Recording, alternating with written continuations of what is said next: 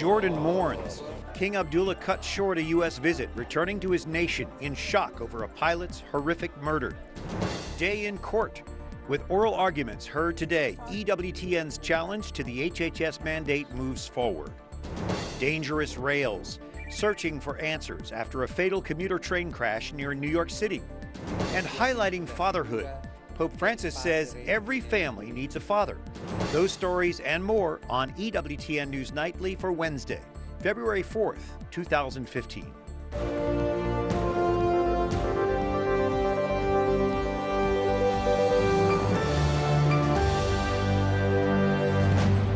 Good evening. Thank you for joining us. I'm Brian Patrick with your news now. Grief and rage collide across the Middle East tonight.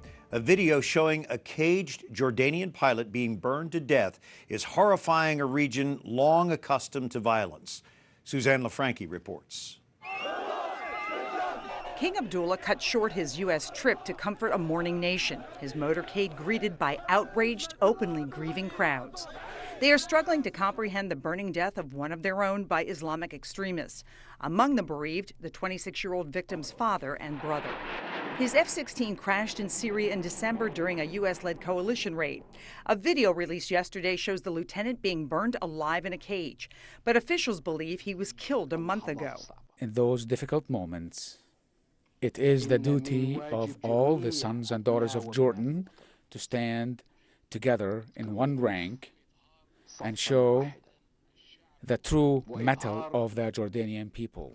Within hours of the release of the video, King Abdullah took to the airwaves, calling for unity, vowing retaliation. At dawn, the Jordanian government executed 2 al-Qaeda prisoners, one a would-be suicide bomber whose device failed to detonate. Last night, the king was at the White House for a hastily arranged meeting with the president. No public comments were made, but Obama reaffirmed the United States' support to Jordan. While in Washington, Abdullah also met privately with members of the Senate Foreign Relations Committee. Until we get rid of ISIS, we're going to have these brutalities in that region. Today, some members were critical of what they say is a lack of presidential leadership. When you lead from a position that has appeared to be weak at times, it emboldens our enemies. Senator Marco Rubio says this terrorist act is a tipping point. Not only is a burning death unheard of in the Middle East, but the victim was a Muslim. People who thought this was basically a Western problem versus an Islam issue, I think now, particularly in the Middle East, there's a growing understanding of the true nature of what ISIL represents. Jordan believes the international community must intensify the campaign against the Islamic State. Republican leadership is vowing to pass legislation increasing Jordan's military funding very soon. From the White House, Suzanne LaFranchi, EWTN News Nightly.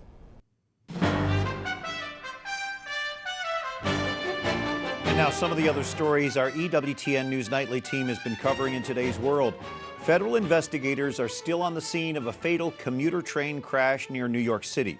They're looking for the cause of the accident, which some call the deadliest in the railroad's history. Wyatt Goolsby reports. Thank God, police responded very quickly. EMTs, everybody was very good. Commuters in New York are still jittery after a train crash left 7 people dead and at least a dozen injured. People were pulling the windows off, trying to get out through the emergency windows, screaming, yelling. It was just total panic. It happened last night around 7 p.m. A Metro North train traveling north of New York City collided with an SUV. Officers say the gate at a crossing came down on that SUV. The train's impact pushed the car 400 feet and started a fire on the train. There was a car in the middle of the track. Why was it there? How did it get there? Could it have been prevented? Could there have been better evacuation procedures? Those will be the questions that we'll ask. At least 5 train passengers were killed along with the driver of the SUV. Federal investigators say the train was packed with about 650 people on their way home. Our goal is to find out not only what happened, but really find out why it happened. The railroad has been under scrutiny. Safety officials have noted several accidents in the last 2 years. Concern for public transportation is not limited to New York. Here in the nation's capital, commuters have recently had good reason to be worried. In mid-January, 1 woman died and dozens of others went to the hospital after a metro tunnel filled with smoke just before rush hour. The car was stuck in total darkness with people trapped inside, gasping for air. I have some concerns, and especially when we have accidents like we've had before. I've been in this area for over 20 years, and it's been real good. I don't have any concerns with the community. Even with the number of recently reported accidents, the National Transportation Safety Board says on the whole, train travel remains exceedingly safe, suffering just a handful of crashes per million train miles in recent years. Wyatt Goolsby, EWTN News Nightly. Thank you, Wyatt. At least 26 people are dead after a Taiwanese plane crashed into a shallow river in Taipei. Rescuers used a crane to hoist the wreckage of the Trans-Asia plane. They searched into the night for missing passengers. 15 survivors were rescued while it was still daylight. More than half of the 58 people on board were from China. The pilot reportedly issued 3 Mayday calls shortly after takeoff. We don't know yet what caused that crash. At least 5 people died as a hospital, 6 schools, and 5 kindergartens were damaged during fighting in eastern Ukraine today. The hospital was damaged by shrapnel, windows were shattered. One witness reports hearing at least 6 explosions. More than 200 civilians have died in the past 3 weeks of fighting. Pro-Russia rebels are again battling government troops after a month of relative calm in eastern Ukraine. The president's pick to run the Pentagon says if confirmed, he is inclined to back increased U.S. assistance to Ukraine. I think we need to support the Ukrainians in defending themselves. The nature of those arms I can't say right now because I haven't conferred with our military leaders or Ukrainian leaders. Ashton Carter was nominated to replace Chuck Hagel as Secretary of Defense. He says he would include lethal aid to help Ukraine's fight against the Russian-backed rebels. Carter's comments came under questioning from Senator John McCain during today's confirmation hearing. Pope Francis says it's a scandal that Christians who share the sacrament of baptism are fighting one another in Ukraine. Questa è una guerra fra cristiani. At his weekly general audience today, the Holy Father said the fighting causes him great pain. He says peace is the only answer. Francis called for greater international efforts to bring the separatists and Ukrainian troops back to the negotiating table. And the Vatican reveals today Pope Emeritus Benedict XVI, not Pope Francis, actually removed the final hurdle in the cause of Archbishop Oscar Romero. Archbishop Vincenzo Paglia told reporters Romero's beatification will likely be within a few months. It will be held in San Salvador, the capital of El Salvador, where Romero was martyred 35 years ago. Loro volevano farlo tacere. They wanted to shut him up. He responded with love. Romero continues to speak to all of us. I wear this cross, which was his, and for me it means every day, remember you too have to give your life for others. Archbishop Romero was gunned down in 1980 by a right-wing death squad as he celebrated Mass in a hospital chapel. Pope Francis declared him a martyr yesterday. Father Juan Molina is director of the Collection for the Church in Latin America at the U.S. Conference of Catholic Bishops. He is from El Salvador. What was the climate like in El Salvador at the time of this martyrdom? There was a lot of tension, but there was also a lot of hope that in a way the assassination would kind of detonate a different tone for the conflict especially. But obviously a few years later the war continued on, but eventually the parties did come to an agreement in 1994. After thousands died. Yes. What does this newly named martyr mean to the Salvadoran people? It means a lot to the Salvadorans, but I think it also means a lot to the region itself and even to American society. For example, the entire Central American region is suffering from corrupt governments, a lot of violence, especially gang violence, and from drug trafficking. And the assassination meant that people wanted, through violence, to get rid of a voice that was calling for peace and reconciliation. And I think today, especially for that region, that voice is still calling for peace, for negotiations, instead of going through the violence route. In many ways, that's what it also says to the American society, that dialogue is always the way to achieve peace.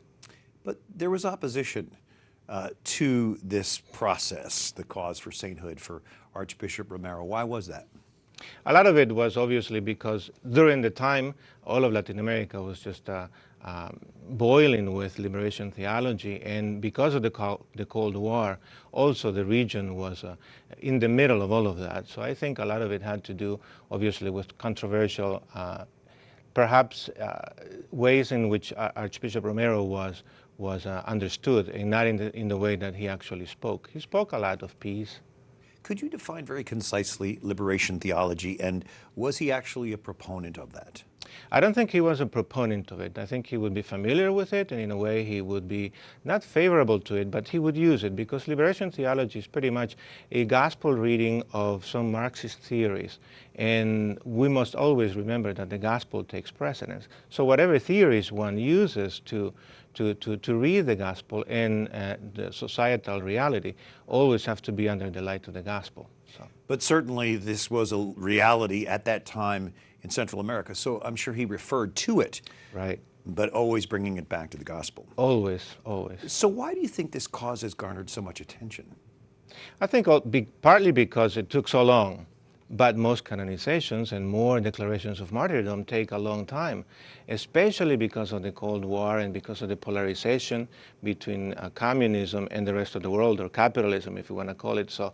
I think people didn't want to really come to an agreement, in a sense, or to a conclusion of it until we've really analyzed everything. And that's what has happened during this time. The Vatican has taken its time, especially because it wants to make sure that Archbishop Romero always stood for the gospel, even though he could read other theories as well. In the context of Catholic history, though, 35 years is not long. However, there were people who wanted him canonized immediately, weren't there? Absolutely. Declared a martyr. Father Juan Molina, thank you so much for adding that insight tonight. We appreciate you. You're welcome. Coming up, an appeals court hearing on EWTN's challenge to the HHS mandate, just the latest chapter of a long legal battle. And one side wants to jail parents who don't have their kids vaccinated, while the other seeks respect for parental concerns.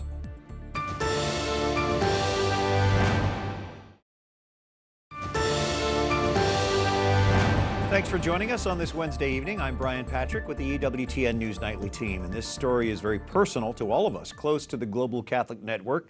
EWTN finally got its day in court today. It's been 3 years since our network filed suit challenging the legality of the Health and Human Services contraception mandate. Jason Calvi reports tonight. Brian, that mandate requires most employer health plans to cover contraception, abortion-inducing drugs, and sterilization, or face crippling fines. The government says religious nonprofits just need to opt out by signing a form. They say a third party would then provide the coverage. But EWTN says that action forces the network to go against the faith. In the name of Jesus, who is Lord, may his eternal word be proclaimed. The world's largest religious network takes on the Obama administration. The government's mandate imposes a substantial burden on EWTN by requiring us to facilitate procedures and services that are immoral under Catholic teaching that we simply cannot and will not do. That was the argument raised today at the 11th Circuit Court of Appeals in Atlanta. EWTN's lawsuit is one of 104 over the mandate. Other nonprofit plaintiffs include the March for Life. The Beckett Fund for Religious Liberty represents EWTN and the Little Sisters of the Poor. I mean, a government that can put a man on the moon and can bring mail to your house every day is still insisted that somehow they need Catholic nuns in order to distribute contraceptives and abortion-causing devices to employees. That's absurd. The Supreme Court ruled last year that the mandate was an unconstitutional burden on the owners of 2 for-profit companies. Conestoga Wood Specialties was awarded $570,000 in attorney's fees. Several other families we represent at Alliance Defending Freedom were awarded upwards of $40,000, and more of those awards are going to be coming because that's what happens when the government violates people's religious freedom. EWTN's CEO says he's praying for a victory. Our EWTN family should continue to pray for this. Continue to pray for the judges who are considering and pondering this case, that they will have the wisdom to make a correct decision. The government says EWTN will not pay or arrange for the birth control. The insurance company will take care of it. That's according to the government. But lawyers for our network say that's just a paperwork shuffle that makes EWTN still involved in triggering the coverage. We expect a decision in this case in about 3 to 6 months. Brian? All right, thank you, Jason. Of course, we'll have that latest news for you when that decision comes.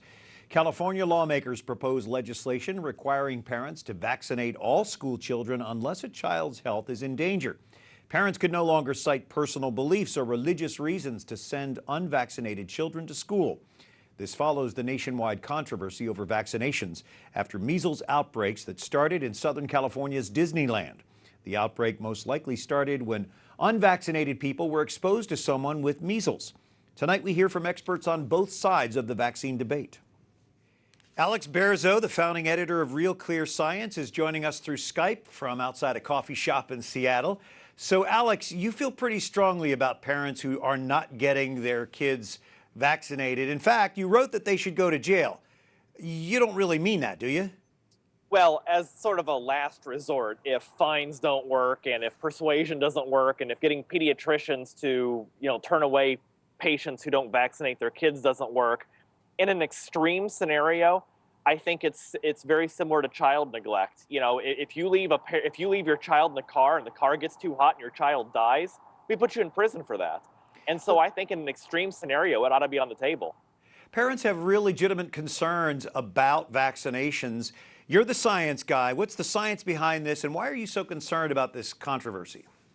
Well, the science is pretty settled on this. Compared to the disease itself, a vaccine is very, very, very safe. It's not 100% safe, but it's very safe compared to the disease itself. And I'm concerned about the controversy because I don't want to see eradicated diseases come roaring back because parents don't want to vaccinate their kids. We don't have that right as parents to see which diseases we want to bring back to society. All right, that's the science side of this debate with Alex Berzo, founding editor of Real Clear Science, joining us from Seattle on Skype.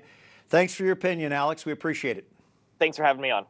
While science may be on the side of vaccines, not all parents are. For the other side of the debate, we're inviting Mark Largent, author of Vaccine, the Debate in Modern America, to join us from Michigan State University in East Lansing. There are legitimate concerns, Mark, and what do you think can address those in terms of respecting the concerns of parents? Well, like your other guest, I want to see as many children as possible vaccinated against as many vaccine-preventable diseases as possible. But the reality of it is that in this nation, we have a certain respect for civil liberties that requires that parents be allowed an opportunity to decide whether or not to vaccinate their children. If they don't want to vaccinate them, they don't have to send them to licensed daycares, and they can keep them home and homeschool them. Or they can avail themselves of the medical, religious, or philosophical exemptions that state legislatures have allowed them to avail themselves of.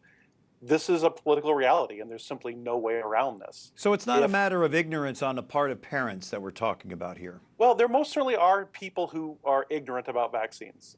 They are a relatively small percentage of the people who are resisting it. Most are actually pretty well informed, and they have ideological, economic, religious, philosophical reasons why they find either a single vaccine or a set of vaccines or maybe even all vaccines problematic. But the majority of the people who are getting the waivers are not anti-vaccine. They are vaccine anxious, or they want to spread the vaccines out over a period of time, or they simply don't see a valid medical reason why their child should be vaccinated against a particular disease, and thus don't give their pediatrician or family doc permission to vaccinate their kid for that disease. Vaccine, the Debate in Modern America. Mark Largent, thanks for joining us from East Lansing. Thank you. Up next, Pope Francis to dads. Be a daily example of love and integrity for your children. And the Patriots return home to snowy Boston, where fans celebrate their 4th NFL title with a parade.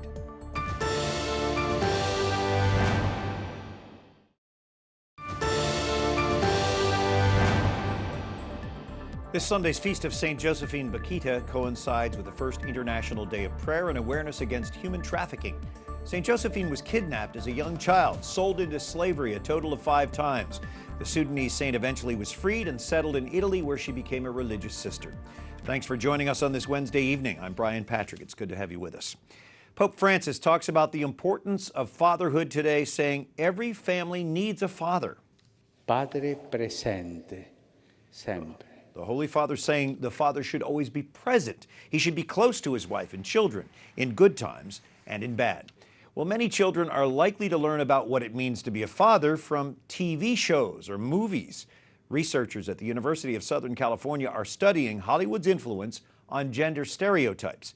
The Gina Davis Institute on Gender in Media counted speaking roles in successful family movies. The study, covering a 5-year period, found that male characters had 71% of speaking roles. They were the protagonists 3/4 of the time. Less than half of the male characters were shown as caregivers or even legal guardians. They were also less likely to be shown in a committed relationship than female characters. It's good to have Colin Stokes with us from Boston, Massachusetts. He is a TED speaker. He speaks about what movies teach about manhood. What do you make of those statistics from the Gina Davis Institute at USC?